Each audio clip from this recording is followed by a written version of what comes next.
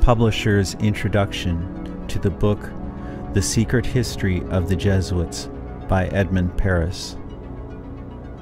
There is no other person more qualified to introduce Edmund Paris' book, The Secret History of the Jesuits, than Dr. Alberto Rivera, a former Jesuit priest under the extreme oath and induction, who was trained in the Vatican and briefed on the history of the Jesuits.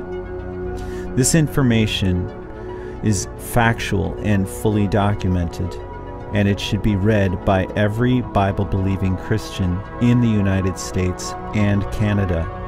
The Bible says, quote, "My people are destroyed for lack of knowledge," unquote. Hosea chapter 4, verse 6. Dr. Rivera's introduction.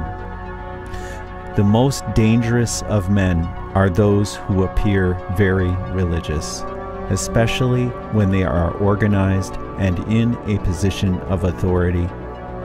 They have the deepest respect of the people who are ignorant of their ungodly push for power behind the scenes. These religious men who pretend to love God will resort to murder, incite revolution and wars if necessary to help their cause. They are crafty, intelligent, smooth, religious politicians who live in a shadowy world of secrets, intrigue, and phony holiness. This pattern, seen in the secret history of the Jesuits, spiritually speaking, can be seen in the scribes, Pharisees, and Sadducees at the time of Jesus Christ. This same evil spirit directed by the Roman emperors to issue the 10 murderous decrees to persecute the early Christian church. The, quote, early fathers, unquote, observed most of the ancient Babylonian system plus Jewish theology and Greek philosophy. They all perverted most of the teachings of Christ and his apostles. They paved the way for the Roman Catholic machine that was to come into existence. Piously, they attacked, perverted, added to, and took away from the Bible. This religious Antichrist spirit working through them is seen again when Ignatius de Loyola created the Jesuits to secretly accomplish two major goals for the Roman Catholic institution. 1, universal political power, and 2, a universal church in fulfillment of the prophecies of Revelation chapters 6, 13, 17, and 18. By the time Ignatius de Loyola arrived on the scene, the Protestant Reformation had seriously damaged the Roman Catholic system. Ignatius de Loyola came to the conclusion that the only way his, quote, church, unquote, could survive was by enforcing the canons and doctrines on the temporal power of the Pope and the Roman Catholic institution. Not by just destroying the physical life of the people alone, as the Dominican priests were doing through the Inquisition, but by infiltration and penetration into every sector of life. Protestantism must be conquered and used for the benefit of the popes. That was Ignatius de Loyola's personal proposal, among others, to Pope Paul III. Jesuits immediately went to work, secretly infiltrating all the Protestant groups, including their families, places of work, hospitals, schools, colleges, etc. Today, the Jesuits have almost completed that mission. The Bible puts the power of a local church into the hands of a godly pastor. But the cunning Jesuits successfully managed over the years to remove that power into the hands of denomination headquarters and have now pushed all the Protestants denominations into the arms of the Vatican. This is exactly what Ignatius de Loyola set out to accomplish: a universal church and the end of Protestantism. As you read The Secret History of the Jesuits, you will see there is a parallel between the religious and political sectors. The author, Mr. Paris, reveals the penetration and infiltration of the Jesuits into the governments and nations of the world to manipulate the course of history by setting up dictatorships and weakening democracies such as the United States of America by paving the way for social, political, moral, military, educational, and religious anarchy. Especially I work in dealing with the infiltration of churches and religious institutions as well as government that cover a tremendous number of institutions. And the purpose of that infiltration was what for? Well, the purpose is what the Roman Catholic system has all the time as her own purpose, is to infiltrate, to penetrate all the areas of life where the Roman Catholic can have control and access for the coming world government. Simply put, this country and this world benefit from your commitment to Jesuit principles, to being men. As a graduate of another great Jesuit institution, Xavier University, I have great affection for the value and purpose of a Jesuit education. What that means is, in preparation for that world government, the Roman Catholic institution, especially since the establishment of the Jesuit order in 1541, throughout all these 500 years, they've been in preparation and through infiltration and penetration of every level of society in order to take over the world politically and religiously. What a beautiful day the Lord has made. Holy Father, on behalf of Michelle and myself, welcome to the White House. There are two doctrines that define very well these dangerous goals of the Roman Catholic institution. Two doctrines define this very well. One is called the doctrine of the apostolic succession, and that is dealing with the papacy. And the other is the doctrine, the temporal power, and that is dealing with world government. Of course, both, because you can see that even the Pope and his own individual office, he meet those requirements.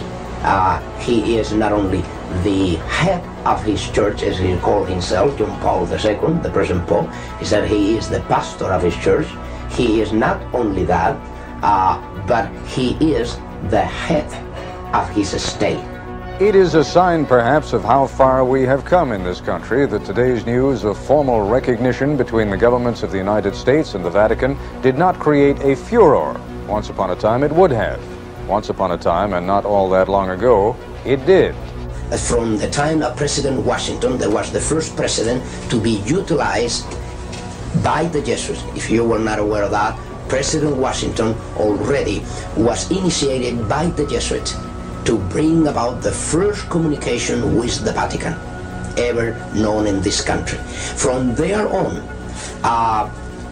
President Reagan, throughout all this time, President Reagan has come to fulfill the greatest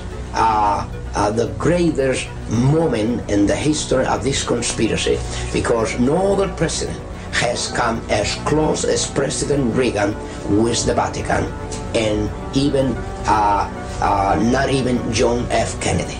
What that means is they have done to President Kennedy, to President Reagan, what they were not able to do even through a Roman Catholic president. And nevertheless, I will say this: the religious belief of President Kennedy is nothing more, nothing else than another expression of Catholicism. Perhaps I need to clear this. Roman Catholicism is not only the Roman Catholicism. Roman Catholicism is still, and it has been at work outside the Roman Catholic system. What that means, there are many daughters of the Roman Catholic system outside the Roman Catholic system. And as there are many daughters, these daughters have children, and of course President Reagan fit within that picture. His relationship with the Vatican today brought about several things. One of them is the diplomatic relationship with the Vatican. Second, the preparation for the signature of a concordat between the Vatican and the United States. And if you want to know, this never took place overnight. President Reagan was prepared and initiated for the task that is performing today as President of the United States by the Jesuits of Rome, and the time that he served as a star in a movie that was very well known and still being shown today, a very old movie about the football team of Notre Dame. New Rockney. That's correct. This is the time that the first contact was made by the Jesuits with Reagan. We were on the way back from London on a jet plane, and there was a man dressed in a uniform like the Catholic priests wear, and he was conducting himself not like a priest you'd see in a movie, very friendly. He was a very sophisticated type man, and people could sense that. And I never thought I'd see him again, but in Baltimore at the airline station where the baggages come off, well, I turned around and there he was next to me. And I just turned to him and said, "Hello, friend, are you a Jesuit?" And he says, "Yes," with a big smile. You see all of his teeth. And he was very happy with himself. I said, "Well, listen, I'm very interested in the Jesuits. I've read some about them. And what would you think about the Council of Trent and what was invented in the Council of Trent and the infiltration of the Jesuits into Protestantism and the use of the Jesuits through organizations like the Illuminati and the futurism theory, the secret rapture that they invented for the Protestants?" And I talked about a lot of those things, and he had like a metamorphosis take place. His face became rigid, his smile went away, and he looked me right in the eyes and he said, "You know quite a bit, don't you?" Like he never expected it. And I told him that you know, I was one of the Protestants that got away, and if he could realize that if somebody like me knew those things, just imagine some of the other of God's people that know those things and are willing to tell anybody about them. And it was an amazing situation how that man's face changed, and he thought he was like in one identity, but all of a sudden he realized that these dark secrets of theirs, they're being found out, and I'll never forget that. Would you consider that Jesuitism to be an occult secret society? It is an occult secret society from the point of view that the Jesuit order, what you know of the Jesuit order and what everybody knows of the Jesuit order is not the truly Jesuit order. What that means is even the Jesuits within the Jesuit order, they all are not knowing the secret society, the inner secret society that they are surrounded by.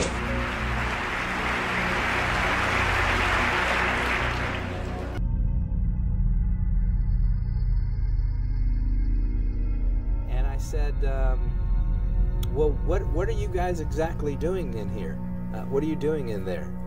And they said, well, we're here with the advance team from the Vatican, and we're here to train the U.S. Senate on what specifically the Pope's climate change agenda is about and educate them as to what we're trying to achieve. And that's when I said to them, I said, you know, I read the Pope's climate change encyclical, and I noticed that the Pope mentions the Sabbath in the encyclical. And he talks about animals having a day of rest, and I'm putting two and two together, and it looks to me like the Pope wants to have a Sabbath rest for the land, a Sabbath rest for the environment. And it seems to me like the Pope wants to have a worldwide Sunday law put in place, and through this green Sabbath, I didn't say green Sabbath, but through this Sabbath rest for the land or for the environment, that the whole world would shut their businesses and factories and everything down one day a week, and thus you'd be able to lower greenhouse emissions. And he looked at me and he goes, that's exactly what this is about. And with that, they just turned on their heels and walked away.